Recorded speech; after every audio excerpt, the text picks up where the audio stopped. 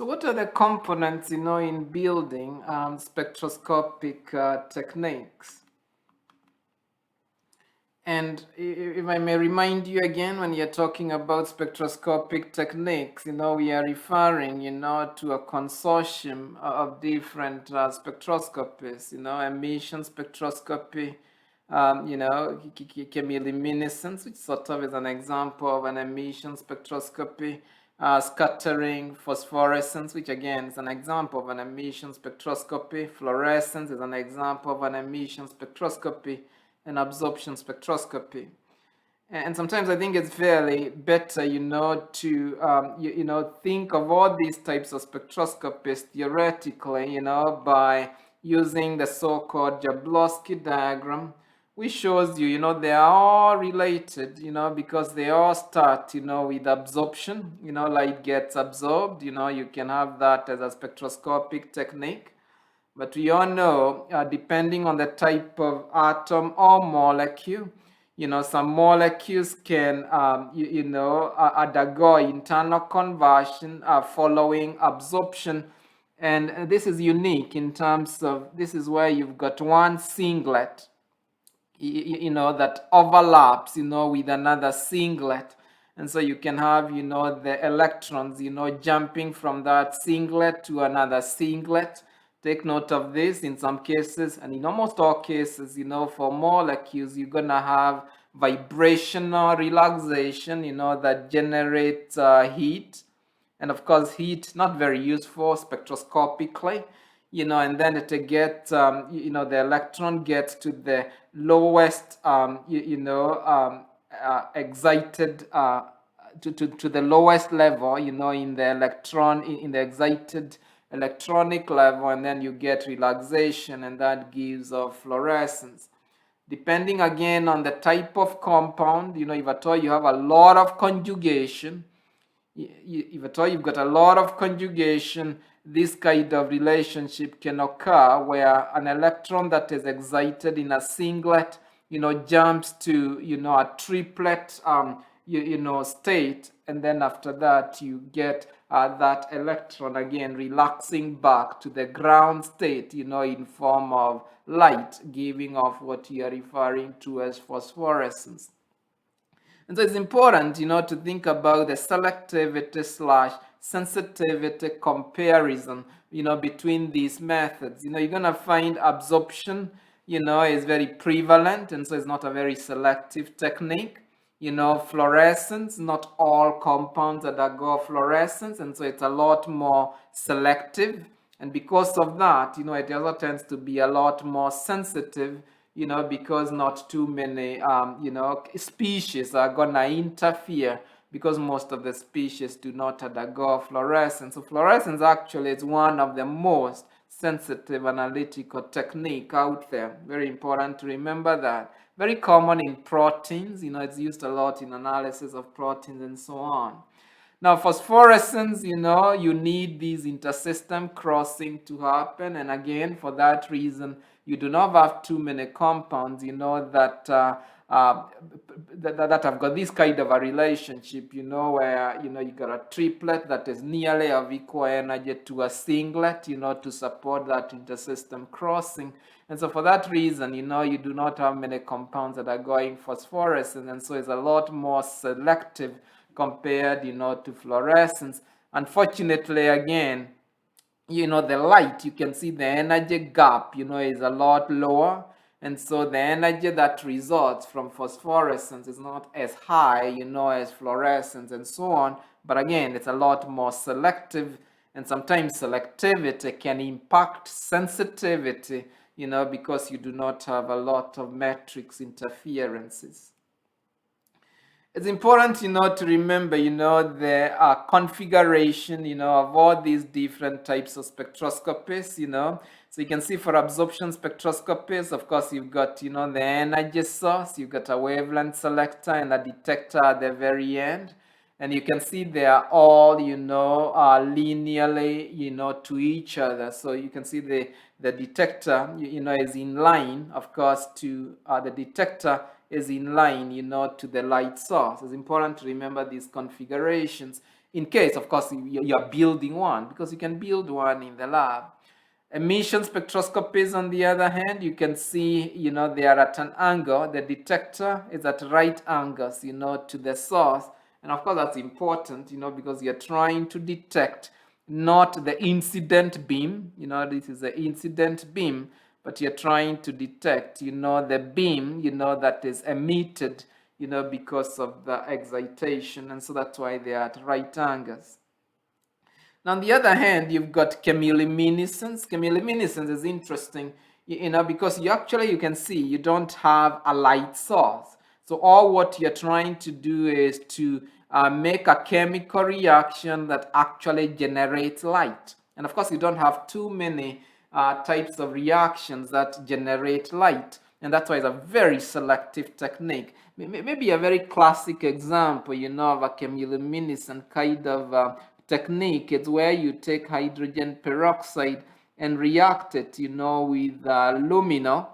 When you do that, the product typically is lumina, and the lumina would be at an excited state, because of the reaction, that is taking place, between this oxidation process, and that gives off, light. So you can see, for chemiluminescence, very important, you do not have, a light source. And so, again, you can make the platform very, very small because you do not have a light source, and so on.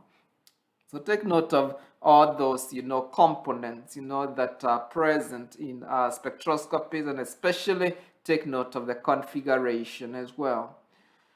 It's important to think of what's the ideal materials, do you use for constructing, all these components, because they impact, sensitivity.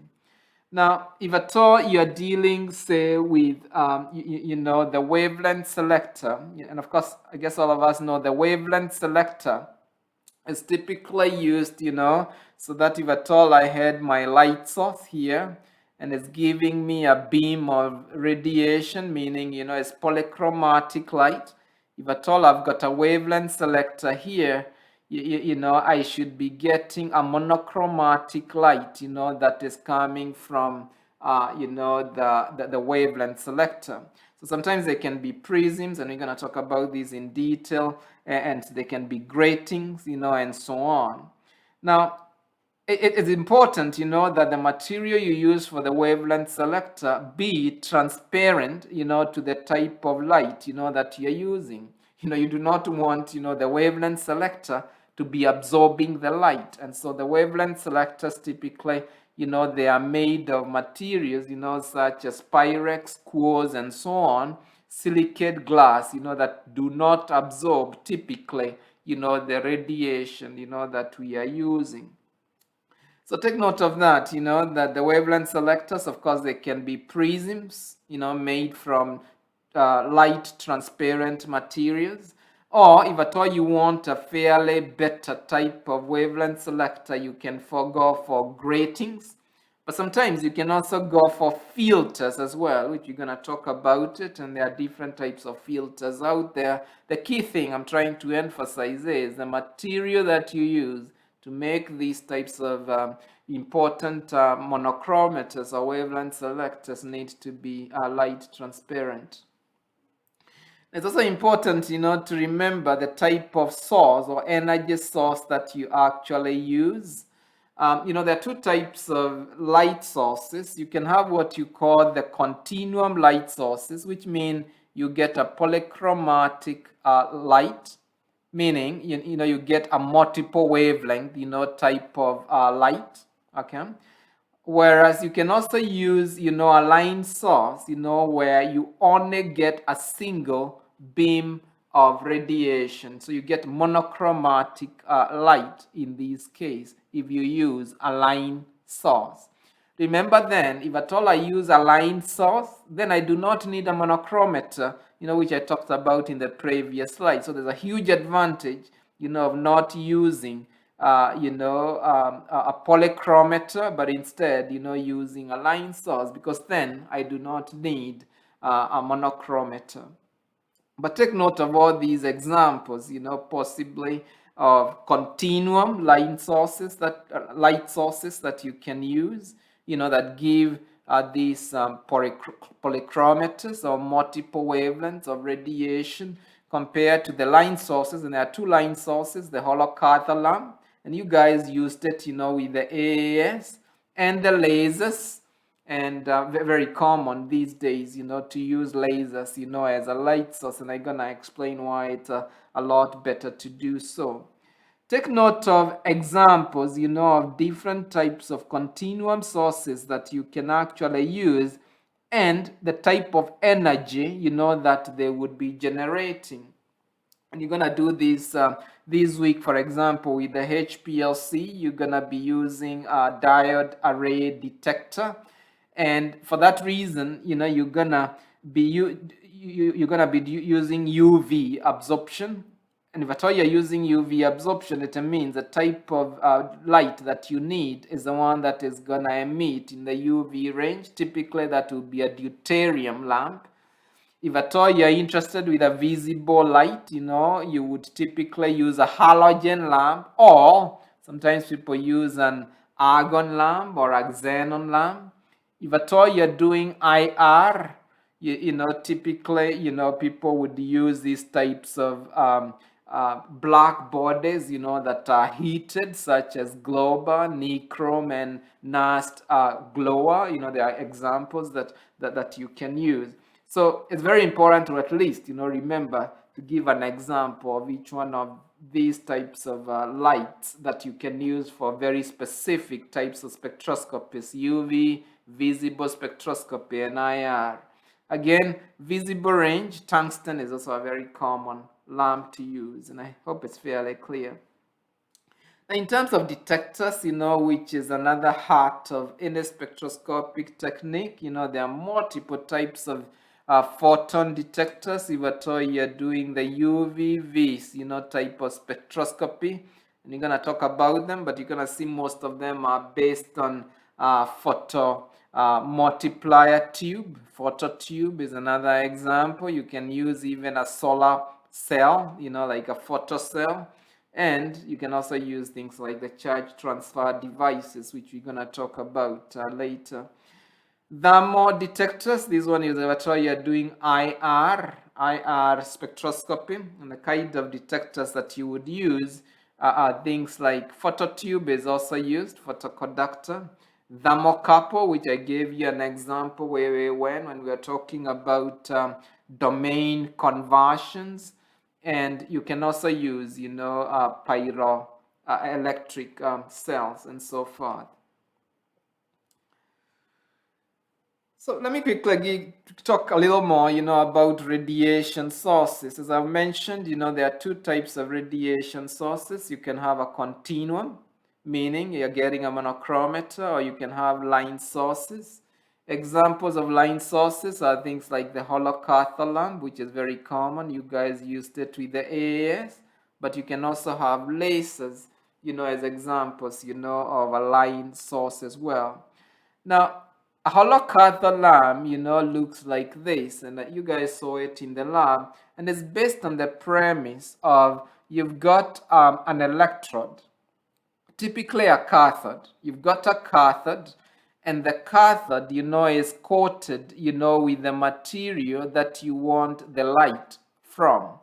For example, if at all you're dealing with a copper holocathal lamp, let me call it HCl, you'll have, an electrode, a cathode, that you coat it, with copper.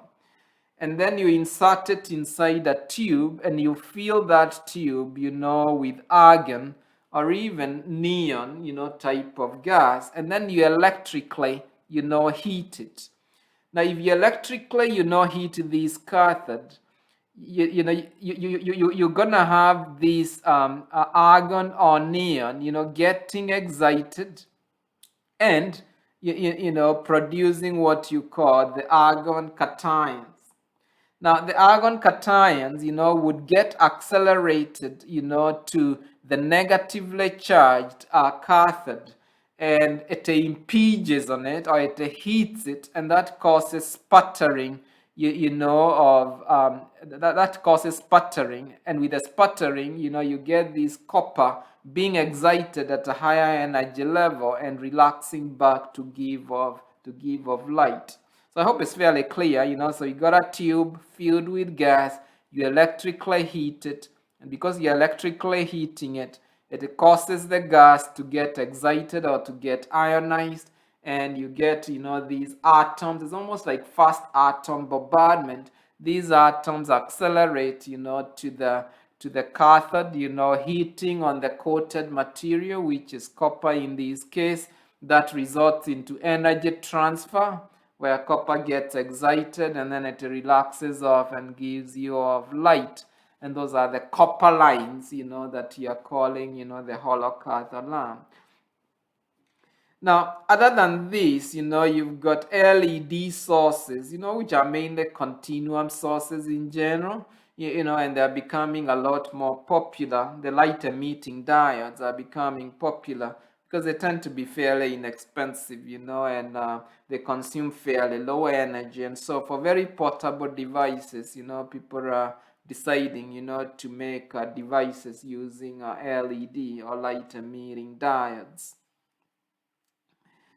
Now, you can also have, the continuum sources, as I've mentioned, with deuterium possibly being the most common for giving you off the UV light. Tungsten, very common with the old types of bulbs, the so-called incandescent bulbs, so you got tungsten, which you just electrically heat it and it produces white light, and that one is very common for the visible type of radiation. And of course, as I mentioned, the light emitting diodes are becoming popular because they don't produce a lot of heat, which is very good because you do not get the thermal errors, that result, like we had said before, in terms of instrumental errors. And we said thermal or heat, tends to generate, a lot of error. I think we called it, pink noise or something like that. It's important, to remember, how the lasers work, as a line source. I've tried to explain the hollow cathode lamp. So remember, laser is becoming very, very popular as a line source because of these very classic, properties of laser light. The laser light, very important, is monochromatic, it's very, very bright, it's of very high energy. It's collimated, meaning it's, propagate, in one direction. It's polarized and it's coherent, and for that, it's in one phase, and for that reason, it's a very, very high energy. And of course, there are so many different types of lasers out there, and there's no limitation of the types of selection, that you can have out there for any type of light, whether UV, or visible, that you would need. How does it work? Again, very, very simple. You're gonna see in most all cases, these things are based on a tube like this, that you fill, with a material. And in this case, you call it lasing medium. So you fill it with lasing medium, say, such as carbon dioxide, if at all you're looking for a carbon dioxide laser. And what happens is you electrically heat it, you electrically heat the tube. And when you electrically heat the tube, of course, you cause excitation, of the lasing medium to a higher energy level. And of course, that's going to produce, electrons. Now, the electrons are going to accelerate, of course, to a positively charged cathode or electrode. And as they're accelerating, of course, because the tube is filled with gas, the electrons are going to keep heating other carbon dioxide gases, and that causes even more excitation. Okay. And then you're going to see at the side here, you've got a partial mirror that reflects, all the light, that is possibly generated, because of those transitions. And it is reflected back, into this other mirror here that is fully reflective. So this one is partially reflective mirror. This one is fully reflective mirror. And so you get actually the light that is generated, from the primary transitions, being reflected back and forth, back and forth.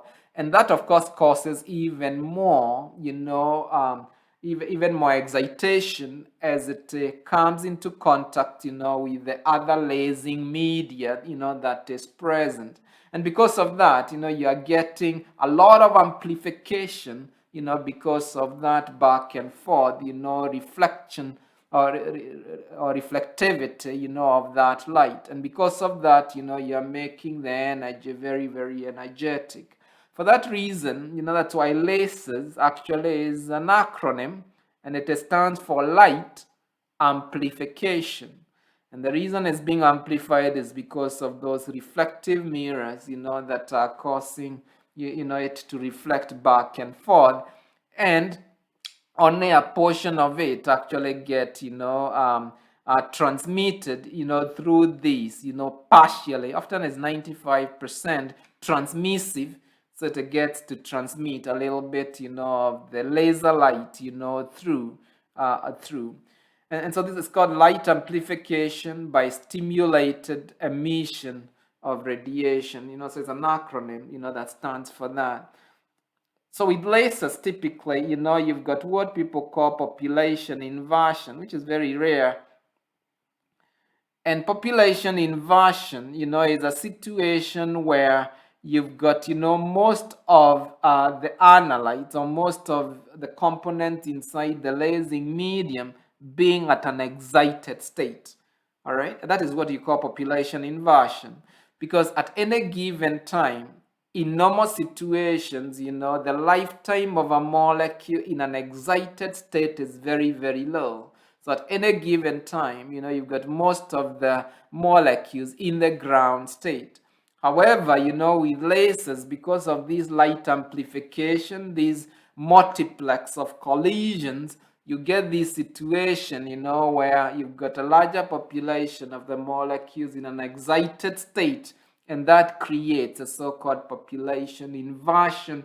And with the population inversion, that means intense energy that you're getting, from the lasers. So I hope you understand, how the lasers work. Now, the other type of light that you would need is when you're doing IR spectroscopy. You need an IR source. So in that case, of course, you're looking for an infrared radiation. And just to simplify this, all of them are really based on black body radiation. So they are meant like the NAST glower, or what it is, it's a ceramic, that is electrically heated until it becomes red hot. And then it gives off, heat. And of course, heat is what you refer to as infrared. So it's an electrically heated black body. Globa, again, is silicon carbide, which is an electrically heated, essentially, wire made of silicon with carbide, to make it black. So again, you can see that it gives off infrared radiation. So again, hopefully, you can enumerate, some of these different types of light sources that we have discussed. The next component, that's very important, with spectroscopies, of course, is the wavelength selectors. Now, the wavelength selectors, again, are very, very important if at all I'm using a continuum source of radiation. If at all I'm using a light source, I really do not need a wavelength selector until, of course, after the sample. Okay? After the sample, you're going to need a wavelength selector, whether you're using a light source, a line source, or a continuum source. And of course, you can check, the configuration that I've already talked about before. Now, you can use monochromators as a wavelength selector, or if at all you are making a very inexpensive type of instrument, you can just simply use a color filter, as your absorption filter. Okay, so you all know, if at all you take a plastic, and coat it, with a certain color, it can absorb, certain types of colors. and that it can be used, as a filter, as an absorption filter. But if at all you're making, a slightly better device, you can use what people refer to as, an interference filter. Because, with the absorption filters, they become fairly hot actually, as light, is getting absorbed. And of course, that's never a very good thing in any instrumental technique. If at all it's heating up, it means there's gonna be some error resulting, from the thermal noise. So interference filters, are very, very common, and they are better, than absorption filters. The interference filters, as the name suggests, they all work, on the premise of constructive and destructive interferences, when light, which behaves as a wave, combine waves, that are coherent, then you get an increase in intensity of that wave. However, on the other hand, if multiple waves impinge on each other and they are not coherent, you get the destruction, of that wave. So typically it looks like this. The interference filter is a sandwich.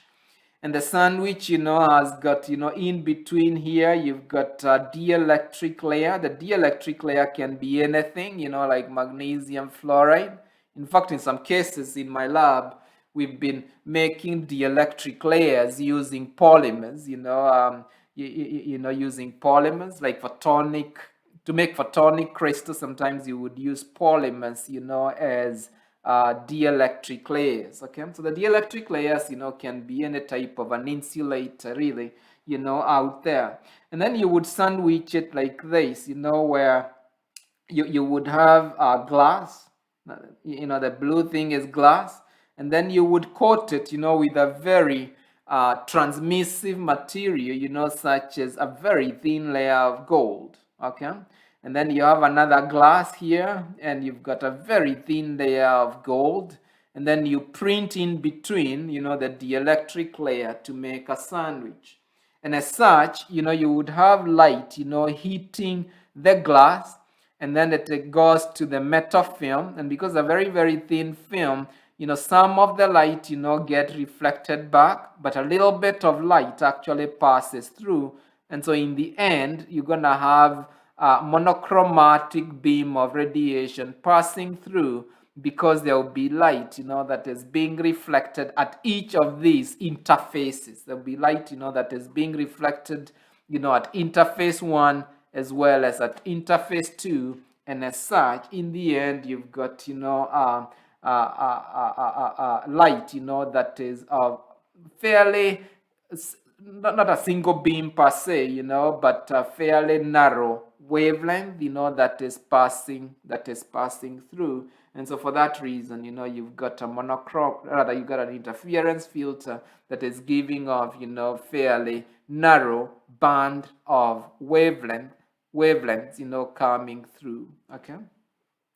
And they are based, on this, relationship. People call it, the Bragg's equation. The Bragg's equation.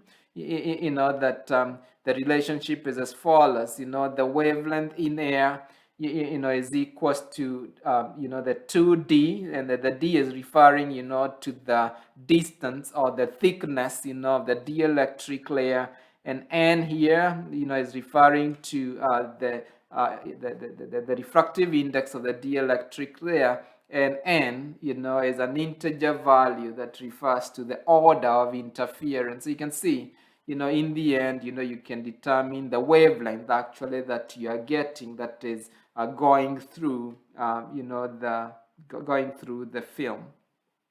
So take note of this. I think last time I talked to you guys, about this thing that we are calling photonic crystals. I also talked to you about, the color, of this bird, of the peacock, for example. And it's actually based on this premise, of interference filters, because of the way the feathers are layered, and so the light, gets reflected back, depending on the layers, of the feathers that are present. So again, people are using that type of technique to make what you are referring to as smart paints as well, that do not need a chromophore, and that's the basis, of photonic crystals. It's a huge area actually out there of research, and very interesting as well. So sometimes people call these interference filters, as dichroic filters. It refers to the same thing, the dichroic filters. And you can see some of the advantages of dichroic filters over the absorption filters. They do not overheat. They tend to have a longer lifetime also because they do not get bleached. It's a photonic crystal, so it doesn't have a chromophore, so it doesn't get bleached, over time, and that's a good thing. And of course, they tend to give you better, light, in terms of monochromatic light, coming through the dielectric or the dichroic filter. Now, the other type of filters is what you refer to as gratings. Some people call them, holographic filters. And the holographic filters are simply made from a very reflective material, such as aluminum, and then you groove it, using lasers, you make grooves, you make very closely spaced grooves, on a very refractive material. And because of that, if at all I've got light, impinging on those grooves, and I think we talked about that, diffraction takes place. And of course, diffractions means, light is being split into its component wavelengths. And because of that, I can actually separate, the light, if at all it's split into a rainbow. And so that is holographic filters. They tend to give very good resolution, and so they tend to give very, very good, type of monochromator. Okay, and other than using, these lasers, sort of, to groove the aluminum, sometimes people can use what you call photolithography. I won't talk in details about that. Photolithography. And this is where, you put in, a photoresistive polymer on top of, say, aluminum, and then you shine light, to that material, through a shield, and sort of the mask or the shield, has got the patterns, that you want to imprint, on the polymer. And then the light, when it hits the polymer, it hardens. And then after that, you can develop it, with an appropriate solvent, to dissolve off the parts that have not hardened. And so because of that, you can actually make male grooves.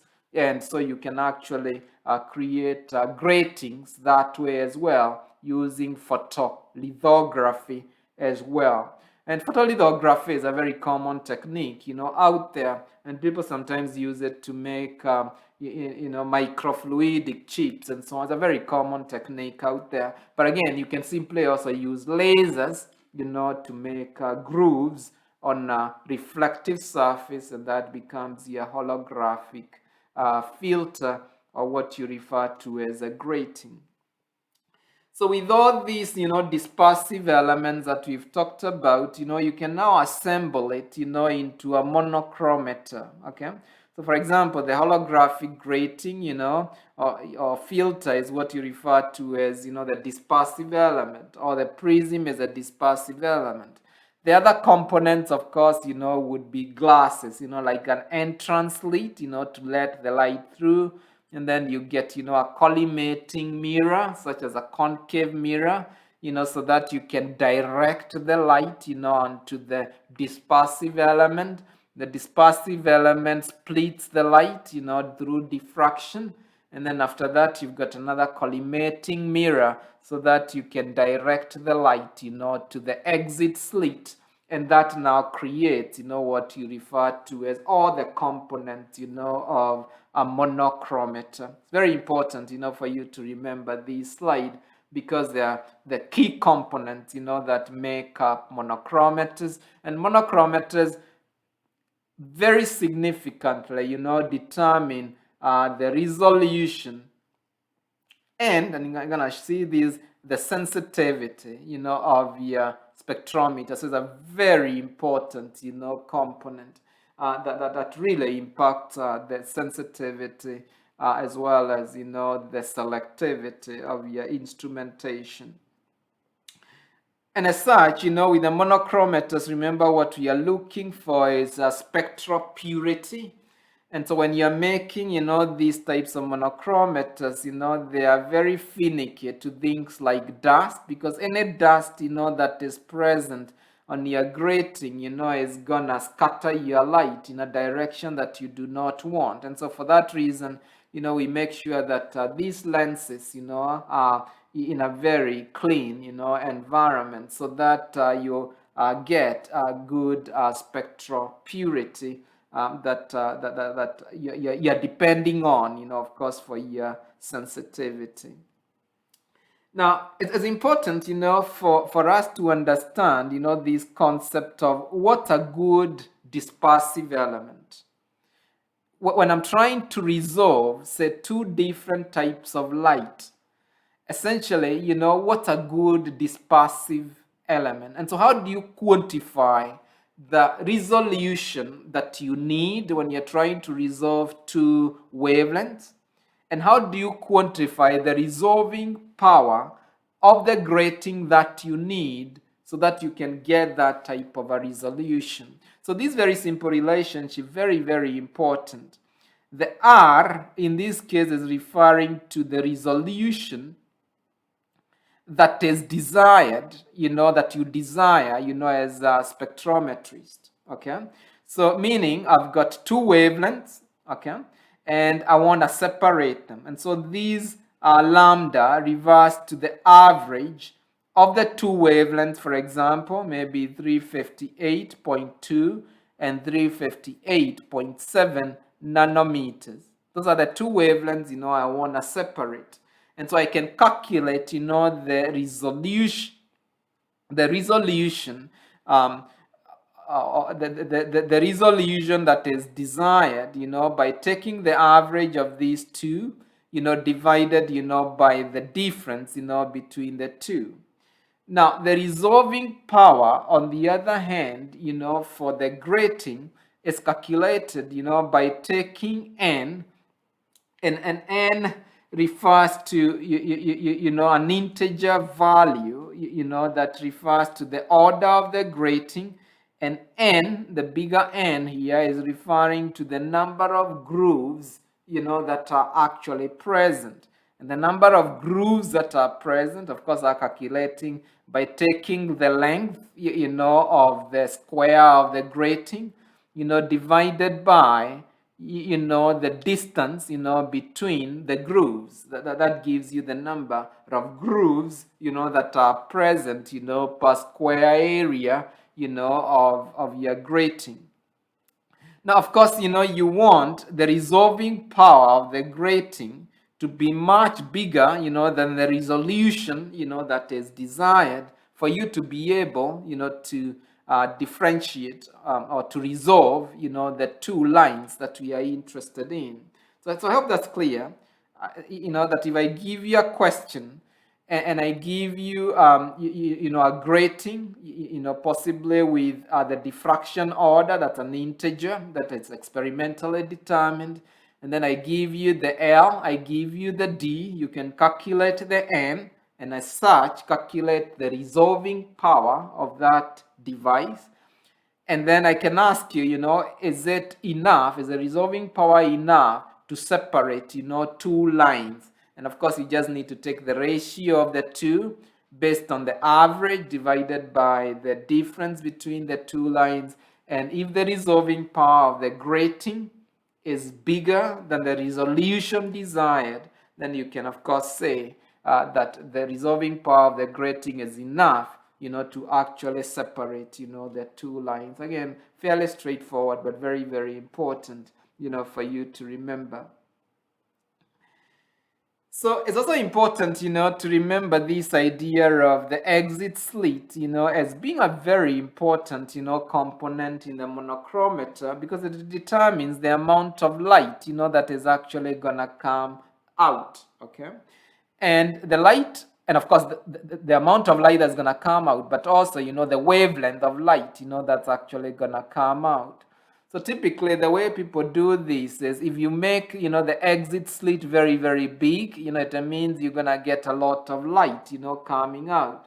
If you make it very, very small, then you're going to get a little bit of light, coming through, or a very, very narrow peak, of light, that is coming through. And of course, that really affects the resolution as well as the sensitivity, the size of the exit slit. Very, very important again in affecting resolution or the sensitivity.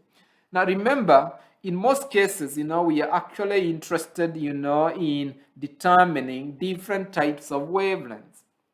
And so how do I make sure, that I can scan or even detect, different types of wavelengths? This is a detector, detect different types of wavelengths coming out, from the exit slit. Typically, the way you do that is you keep rotating the grating, so that different types of light keep coming out, from, the exit slit. Alternatively, some people, would put a motor, on the exit slit, and then you can keep actually moving the exit slit so that different types of light actually heat up the detector. So take note, of those two variations of the way you do the scanning of the spectra so that you can analyze all the different types of light, that is coming out. So a quick mention too on the exit slit and its importance in terms of sensitivity and resolution. If the exit slit is very, very large, you can see, say, 2.0 nanometers bandwidth. You can see the kind of character or resolution that you get with the spectra is not as good as if you get a very, very narrow type of bandwidth. You get very good character. That could be very important, for qualitative analysis. Remember that. Because the spectra character, determines, what type of molecules, are actually present. Okay. So if at all you've got a very big exit slit, you might lose the character that you actually need, for qualitative analysis. However, you can see also it actually impacts, the sensitivity.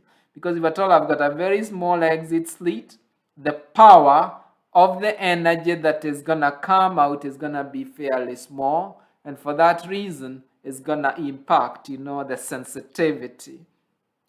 And so most often, if at all you're doing quantitative work, you really want wider slits, so that the power of the light, that is coming out, is fairly large. However, if at all you're doing qualitative analysis, you really care for this character, and so you want the exit slit to be small so that you do not lose the resolution, with the spectrum. And that's all that I'm gonna say, about monochromators, about light sources, which are very, very important, components of a spectrometer. And in the next lecture, we're gonna talk about the very last critical component, which is the detector.